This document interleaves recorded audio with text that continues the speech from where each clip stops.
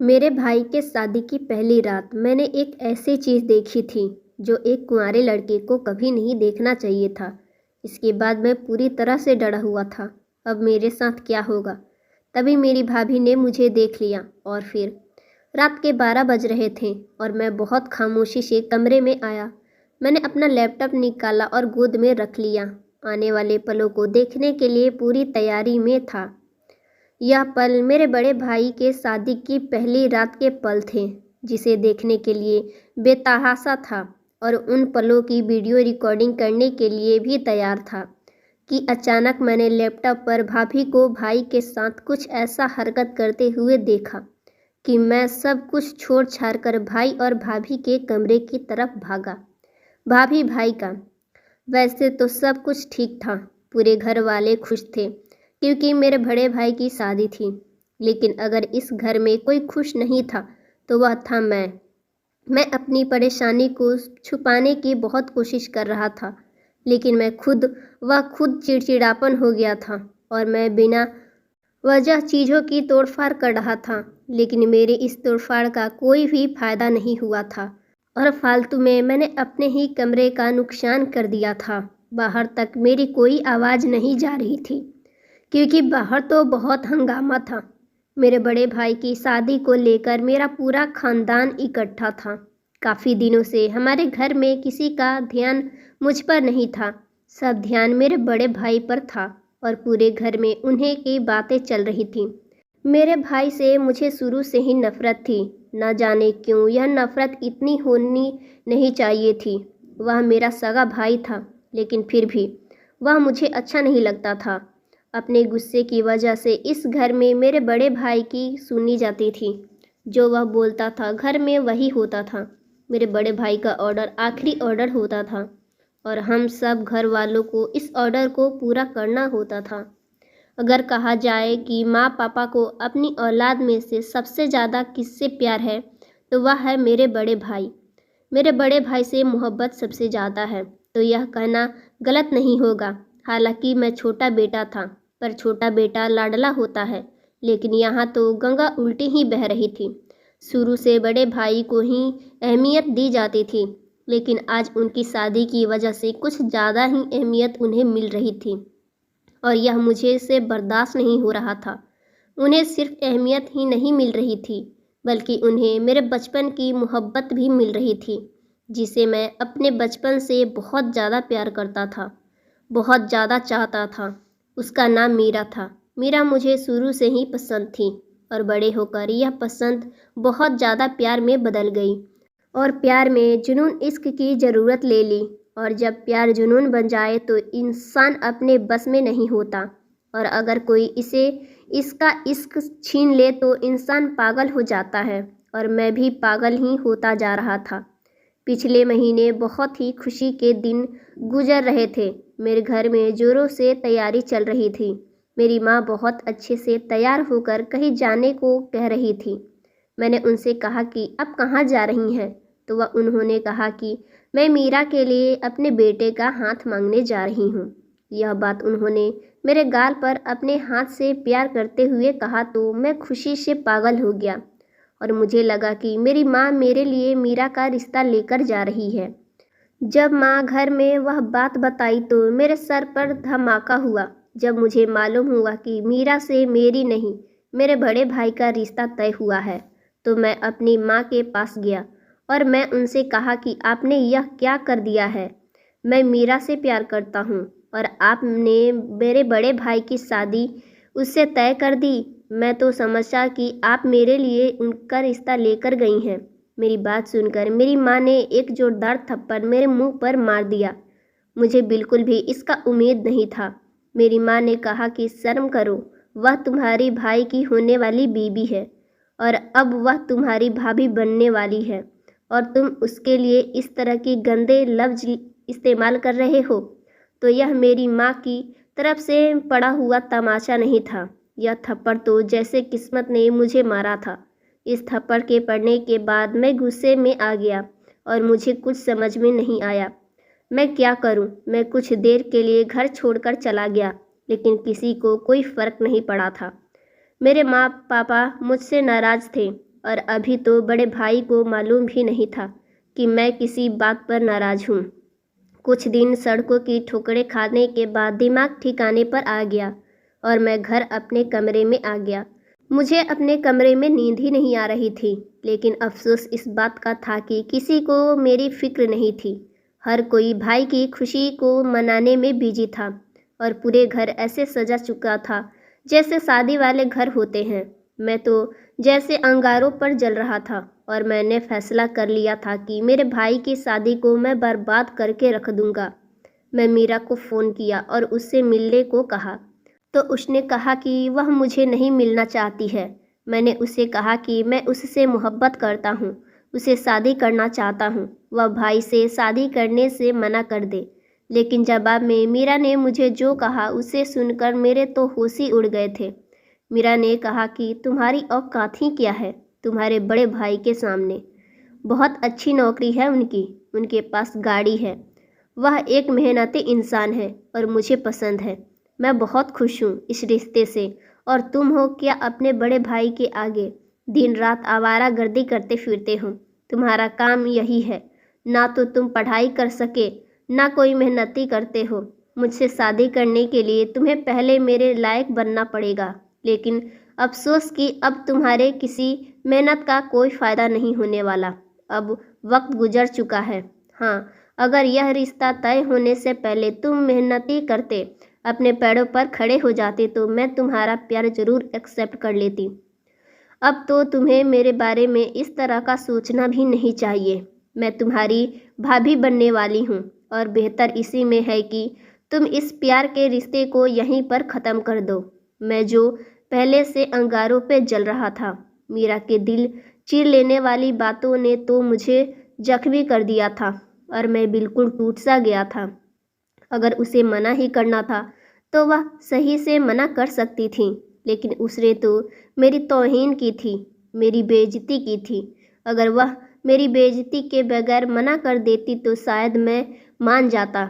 फिर वह दिन भी आ गया कि मेरे भाई की शादी मीरा से हो गई और अगले दिन उसकी विदाई थी और मैं अपने कमरे के चक्कर काट रहा था।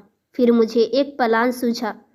जितनी तकलीफ़ मुझे मिल रही थी मैं उससे कई ज़्यादा तकलीफ़ अपने भाई और मीरा को देना चाहता था, सब घर वालों को देना चाहता था। मैं चुप बैठने वालों में से नहीं था। मैं फ़ौरन से मार्केट में गया और वहाँ से एक ऐसा कैमरा लेकर आया जो बहुत ही एडवांस कैमरा था। शादी का दिन तो सब घर वाले शादी में चले गए, पहले मैं भी शादी में गया और जल्दी ही नज़रें बचाकर वहाँ से वापस आ गया। पूरा घर खाली था। मेरे भाई के कमरे का दरवाज़ा खुला हुआ था। वह कमरा फूलों की सेज से सजाया गया था। मैंने वह कैमरा बहुत चेक करने के बाद एक जगह पर फिट कर दिया था। कैमरा बहुत ही छोटा था, जो किसी के ध्यान में भी नहीं आने वाला था।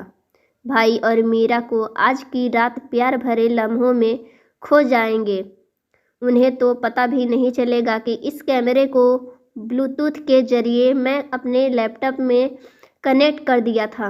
अपना यह कारनामा करने के बाद मैं दोबारा से मैरिज हॉल में गया।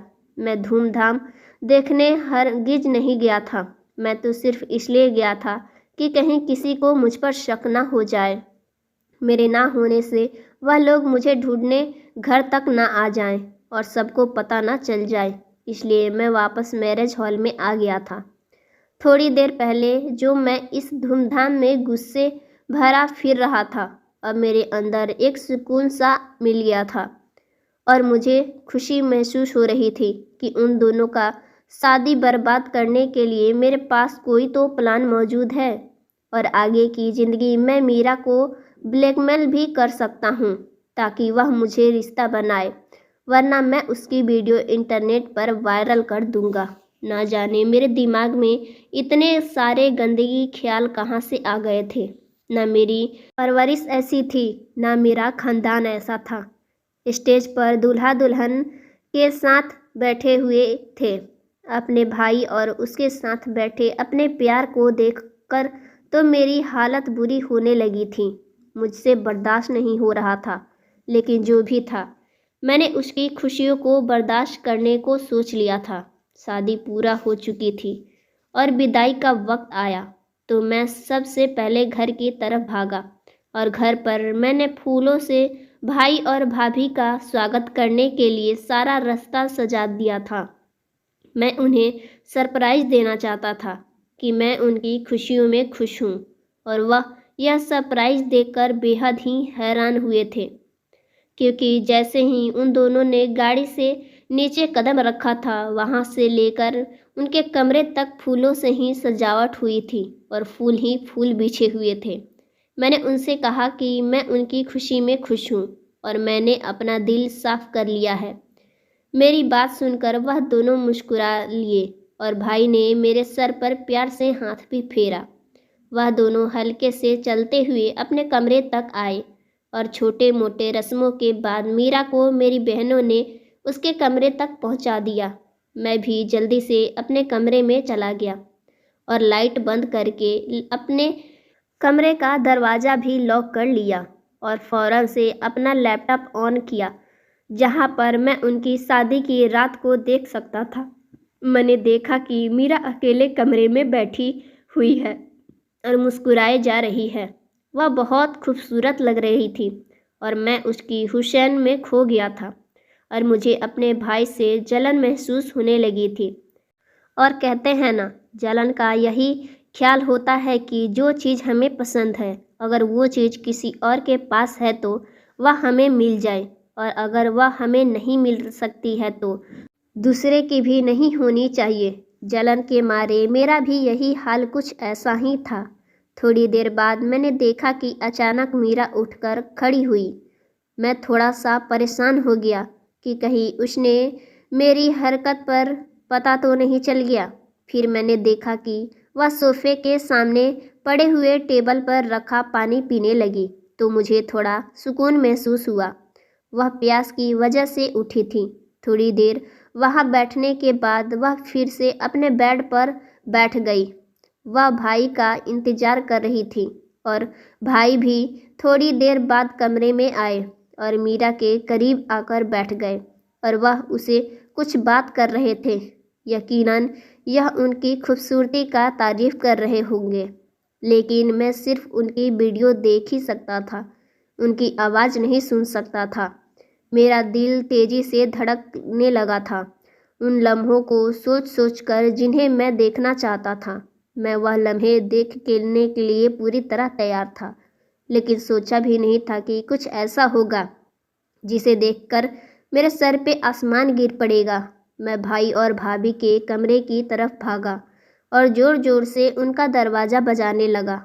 माँ पूछने लगी कि तुम्हें क्यों उनको डिस्टर्ब कर रहे हो, तो मैं अपनी माँ से कहा कि वह लड़की भाई की जान लेना चाहती है, वह उन्हें जान से मार देगी, जल्दी दरवाज़ा खोलो। मेरी माँ ने कहा, तुम बेफिजूली की बात कर रहे हो, आज उनकी शादी की पहली रात है और वह खुश हैं, और वह तुम बिना वजह के उनकी खुशियों को मिट्टी में मिलाना चाहते हो। इस तरह की हरकत कर रहे हो तुम, इस तरह से सबके सामने शर्मिंदा कर रहे हो हमें। अभी मेहमान घर पर हैं, अगर मेहमानों को यह बात पता चलेगी तो कितना बुरा होगा। माँ को जब मेरी बातों पर यकीन नहीं हुआ तो मैं छोटी बहन को कहा, जल्दी से चाबी ले आओ, और चाबी आते ही मैं जल्दी से दरवाज़ा खोला। जैसे ही दरवाज़ा खोला, सामने का मंजर देखकर सब हैरान रह गए थे। भाई फर्श पर गिरा पड़ा था, सर से खून भी निकल रहा था और मीरा के हाथ में छोटा सा गमला था। शायद वही गमला मेरे भाई के सर पे मारी थी। मेरे पापा ने डॉक्टर को घर पर ही बुलाने का फैसला कर लिया, वरना बहुत बदनामी होने वाली थी। डॉक्टर आ गए तो देखा कि मेरे भाई ठीक है, उनको होश में लाए। अभी मेरी माँ मीरा की तरफ बढ़ी और कहा कि तुम्हारी हिम्मत कैसी हुई मेरे बेटे के साथ यह सब करने की। उसी वक्त मेरा भाई भी अपने आप को संभालते हुए खड़ा हुआ और मीरा से सवाल किया कि क्यों मुझ पर इस तरह तुमने वार किया, आखिर हमला किया क्यों। लेकिन मीरा तो ऐसे सर झुकाए बैठी थी कि इस हरकत पर वह शर्मिंदगी थी। माँ बोली, मैं अभी पुलिस को फ़ोन करती हूँ, ताकि पुलिस तुम्हें जेल में डाल दे। माँ ने अपना मोबाइल उठाया तो मीरा चीख पड़ी और बोली, यह सब मैंने आपके परिवार की इज्जत बचाने के लिए किया है। अगर मैं यह सब ना करती तो आज मेरे साथ साथ आप लोग भी किसी को मुंह दिखाने के काबिल नहीं रहते। आपको पता है यह सब क्यों हुआ है? मेरी नज़र पानी पीते हुए इस गमले में लगे हुए खुफिया कैमरे पर ना पड़ती तो ऐसा कहकर मैंने कैमरा जहां फिट किया था, मीरा वहां से कैमरा खींचकर उतारा और सबके सामने फेंक दिया। सब घर वाले कैमरे को देखकर हक्के बक्के रह गए थे। कौन है? कौन यह हरकत कर सकता है? मेरे बाबा ने फौरन से मेरे बड़े भाई की तरफ देखा और कहा कि क्या तुमने यह हरकत की है? बहुत सारे लोग शादी के पहली रात को यादगार बनाने के लिए वीडियो बनाते हैं। क्या यह तुम्हारी हरकत है? बाबा की बात सुनकर भाई को गुस्सा आ गया और उन्होंने कहा कि मैं ऐसा क्यों करूँगा? उसने यह सब नहीं किया है और इसके बारे में मैं कुछ भी नहीं जानता हूँ और ना ही मुझे कुछ मालूम है। दिल कर रहा था कि जिंदा ज़मीन में गड़ जाऊँ। ना जाने कहाँ से मीरा को कैमरे पर नज़र पड़ गई थी। तभी मेरा नाम लेते हुए मीरा ने कहा कि आपका यह बदतमीज बेटा यह हरकत की है। मैं जानती थी कि यह हमारी ज़िंदगी बर्बाद करने के लिए कोई हरकत ज़रूर करेगा, क्योंकि मैरिज हॉल में मैंने नोट किया था कि यह थोड़ी देर के लिए गायब हो गया था और काफ़ी देर तक गायब रहा और फिर अचानक से वापस भी आ गया। शायद किसी ने यह बात नोटिस नहीं की थी, लेकिन मैंने यह बात नोटिस कर ली थी। मैं डर तो बहुत रहा था, लेकिन मैं मीरा पर गुस्सा भी करने लगा था और गुस्सा करते हुए कहने लगा कि तुम झूठ बोल रही हो, मुझ पर झूठा इल्ज़ाम लगा रही हो। तुम्हारे पास क्या सबूत है कि यह सब मैंने किया है? मेरी बात पर मीरा ने कहा कि आप सब मेरे साथ इसके कमरे में चले। इतना कहते ही मीरा काफ़ी रफ्तार में मेरे कमरे तक बढ़ गई थी और उसके पीछे मेरे सारे घर वाले थे। मैं उसका रास्ता रोकना चाहा, लेकिन वह लोग नहीं रुके। सब कमरे में चले गए, जहां लैपटॉप को खुला देखकर सब हैरान में पड़ गए थे, जहां पर भाई के कमरे की तस्वीर थी। सबने पहले तमाचा मेरे बाबा ने कसकर मुझे मारा था और फिर मेरी माँ ने भी मुझे थप्पड़ मारा और फिर वह दोनों मुझे मारते ही रहे और मुझे बचाने वाला कोई भी नहीं था। मेरे सब घर वाले मेरा तमाशा देख रहे थे। मेरे बाबा ने कहा कि दिल तो करता है कि तुम्हारी जान ले लूं, लेकिन तुम मेरी औलाद है। काश कि तू मेरा बेटा ना होता तो इस वक्त जिंदा भी तू ना होता। मेरे बाबा की बात सुनकर मीरा चीख पड़ी कि क्या मैं किसी की बेटी नहीं हूँ? क्या मैं इस घर की इज्जत नहीं हूँ जो आपका छोटा बेटा मिट्टी में मिलाने जा रहा था? मैंने एक ऐसी गलती की थी जिसकी कोई माफ़ी नहीं थी। ना जाने मैं जुनून में यह सब क्या कर बैठा था। उसी वक्त मैं वहाँ से निकल गया। आज इस किस्से को बीते हुए 2 साल हो चुके हैं और 2 साल में मैं अमेरिका में ही हूँ और मेरे घर वाले से कोई कांटेक्ट नहीं है। मैं किसी के साथ कांटेक्ट नहीं रखना चाहता था और ना ही रखता हूँ, क्योंकि मुझ में अब हिम्मत नहीं है कि मैं अपने घर वालों का सामना कर सकूँ। न जाने सब मुझे माफ़ किए भी होंगे या नहीं, क्योंकि मेरी गलती ही इतनी बड़ी थी। सो फ्रेंड्स, स्टोरी अच्छी लगी हो तो वीडियो को लाइक कर दीजिएगा। चैनल पर नया है, चैनल को सब्सक्राइब कर लीजिएगा। मिलते हैं हम आपसे नेक्स्ट वीडियो में। Thanks for watching my video.